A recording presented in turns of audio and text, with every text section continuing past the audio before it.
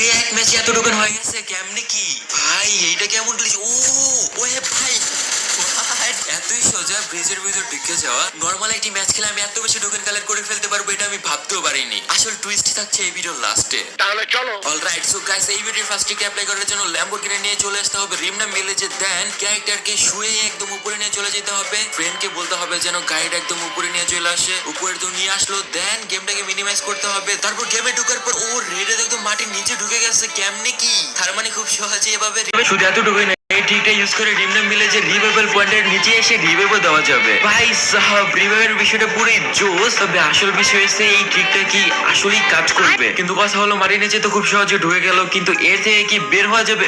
ও খুব ইজিলি এখান থেকে বের হয়ে এসে পড়ছে। ওকে, তো এই ট্রিকটা ইউজ করার জন্য আমি ল্যাম্বরগিনি নিয়ে এসে একদম সেম টু সেম জায়গায় এসে শুয়ে পড়ছি। এখন আমার ফ্রেন্ড আমার উপরে ল্যাম্বরগিনিটা চালায় দিবে, কিন্তু না, এটা হয়নি। আর গাড়ি গ্লিচ গ্লিচ করতেছে। তো যাই হোক, গেমটাকে আমি মিনিমাইজ করে ঢোকার পরে এটার কাজ করে নাই। দেন আমি আবার এখন ট্রাই করব, দেখা যাক এইবার কাজ করে কিনা। আমি একদম সেম টু সেম ভাবে শুয়ে পড়ছি। দেন গাড়িটা তো আমার উপরে এসে পড়ছে। গেমটাকে করবো এখন মিনিমাইজ, আবার ঢুকবো না, কিছুই তো হয় নাই। এই ট্রিক গুলো ইউজ করার সময় ওই দেখো 2-3টে এনিমি এখানে এসে পড়ছে। এনিমি আমাদেরকে না দেখলেই হয়, কারণ আমাদের কাছে কোনো গাড়ি নেই। আমাদেরকে দেখলেই সাথে সাথে কিল করে ফেলতে পারবে। তখন উপরে একটা বট এসে পড়ে। তো বট তো আমাকে ড্যামেজ দিতে পারে না, বাট আমার ফ্রেন্ডকে কিভাবে যেন ড্যামেজ দিয়ে ফেলে। কিন্তু আমরা তো ফুল কভারে আছি, আর বটটা তো উপরে কিভাবে ড্যামেজ দিল। আমি লাস্ট বারের মধ্যে এটা ট্রাই করে দেখি যে হয় কিনা।